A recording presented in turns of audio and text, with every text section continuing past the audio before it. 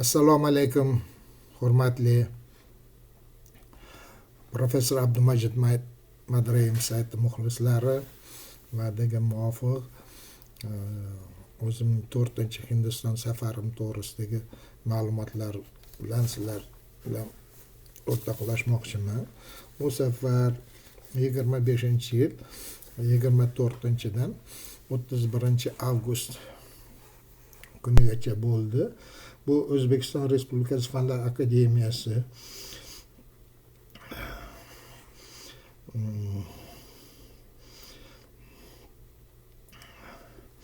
xodimlari, keyin Xalqaro Bobur jamoat fondi hamda Respublika ma'naviyat va ma'rifat markazi hamkorlikda o'zbek, rus va ingliz tillarida Zahiruddin Muhammad Bobur ensiklopediyasini yangi nashrni tayyorlash nomli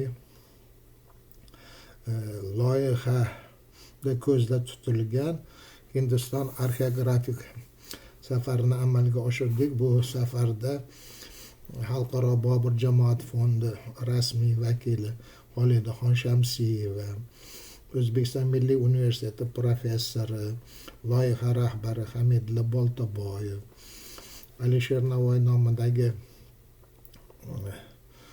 O'zbekiston til va adabiyot universiteti professori Ziyoda Tejabboyeva, O'zbekiston Fanlar akademiyasi O'zbek til, adabiyot va folklor instituti yetakchi xodimi Rajabova, O'zbekiston Milliy universiteti dotsenti Qozoqboyeva, Temuriylar davlat tarixi muzey bo'lim mudiri Azizjon Sharipov, Alisher Navoiy nomidagi til va adabiyot universiteti doktoranti Yulduz Zaynevalar ishtirok etishdi. Endi bizlarda Dehlidagi Indira Gandhi nomidagi aeroportda g'olib Muhammad Kashmiri gullarman kutib olishdi. Hindistondagi Islom madaniyat markazi mehmonxonasiga joylashdik. Ertalabdan faoliyatni boshlab yubordik. U yerda ertalab dushanba bo'lishiga qaramasdan, muzeylar dam olish kuniga bo'lishiga qaramasdan u yerda Indira Gandhi nomidagi Ochiq Milliy universitet professori Abha Singh, Dehlidagi Milliy muzey qo'lyozmalar bo'limi rahbari Xatibur Rahmon, numizmatika bo'limi mudirasi bilan gaplashib qo'yishgan ekan. Shunga muvofiq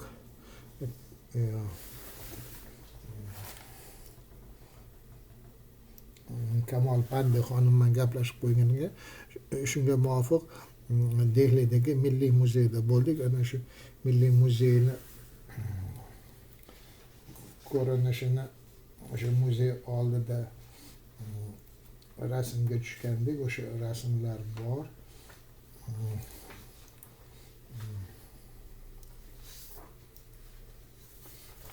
Mana o'sha rasmlardan namoyon. Mana shu jamoa ahli hammamiz rasmga tushdik. Keyin endi o'sha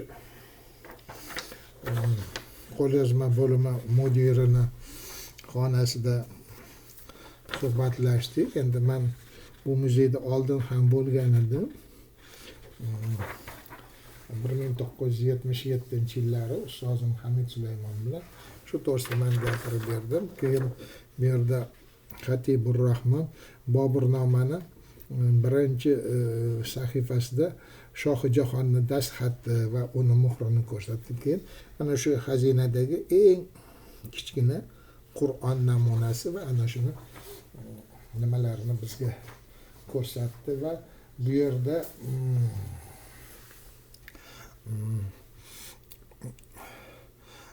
qo'lyozmalar bilan birga hozirgi paytda numizmatik materiallar juda ko'p ekan.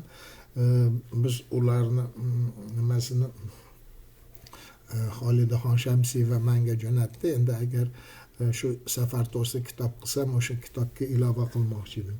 Endi biz yana ana shu kuni bu Hindistonda biz to'xtagan joyida nomi Islom madaniyati markazi. Bu yerda mehmonxona bor, kutubxona bor, olimlar uchrashadigan konferensiya zali va ana shu kutubxonasida uchrashuv bo'ldi.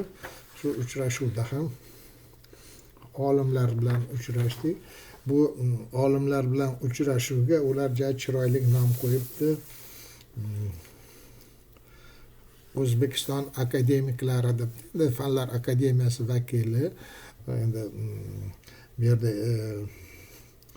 ikkita professor, bitta fan doktori, ikkita fan nomzodlari bor edi. Biz hammamiz O'zbekiston akademiklari. Endi akademik degani olim degani ham ijodiy uchrashuv bo'ldi. Bu ijodiy uchrashuvda shu tashkilot mas'ul xodimi doktor Hoji Shahid kirish so'zini ochdi. Keyin bu uchrashuv qiroat bilan boshlandi, Qur'on qiroati bilan. Keyin u yerda professor Axloq Ahmad Oxun degan olim bor ekan, O'zbekistonga kelib ishlab ketgan.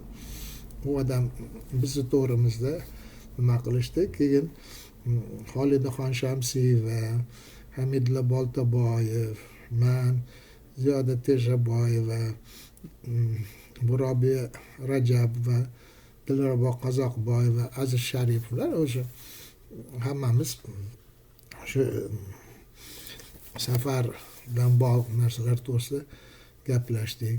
Endi bundan keyin bizni safarimiz kechqurun bekor ketmasin deyildida. Dehlining yaqinidagi muqaddas joy bor. Bu joy Nizomiddin Avliyo degan maqbara va majmua. Ana shu maqbara majmuada Nizomiddin Avliyoning shogirdi, muridi Amir Xusrav Dehlaviyning ham qabri bor. G'iyosiddin Xondamir tarixchimizning qabri bor. Keyin Zebunisonni ham qabri bor deyiladi. Va mana shu fotoda o'sha Nizomiddin Avliyo majmuadagi qabrni ko'rinishi va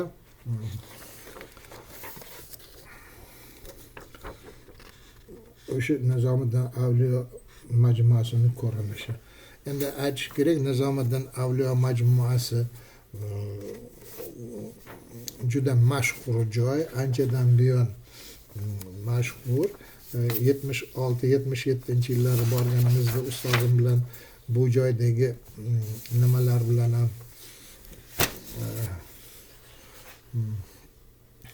ularni arxivida anchagina hujjatlar, farmonlar bor ekan. O'sha hujjatlarni bitta xususiyati, bitta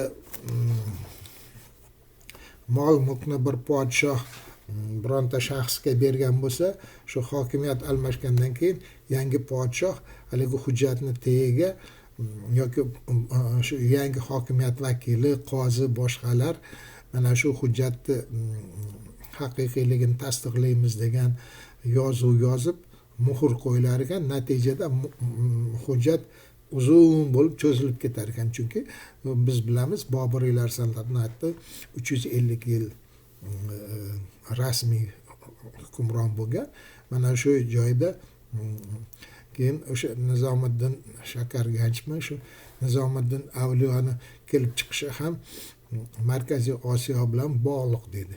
Endi Amir Xusrav Dehlaviy o'sha Shahrisabz atrofidagi Lochin qavmidan kelib chiqqan. Amir degan nom bilan u o'sha nufuzli oilaga taalluqli ekanini ko'rsatadi. Endi hozir Islom sivilizatsiya markazida Zakiriddin Muhammad Bobur ijodi bilan bog'liq media loyihalarida bir maslahatchi, ssenariy muallif sifatida ishtirok etyapman. Iste'dodli ukamiz Shohruh Mirzo bu sizni materiallaringizni YouTube'ga qo'yishga yordam beraman deyapti. Agar yordam bersa, keyingi ko'rsatuvlarimiz bundan ham mazmunliroq bo'ladi. Umuman 1925-yil 24-31 avgust davomida Hindiston muzey, kutubxona, osori atiqalar bilan tanishish uchun uyushtirilgan arxeografik ekspeditsiyani birinchi kuni juda samarali o'tdi.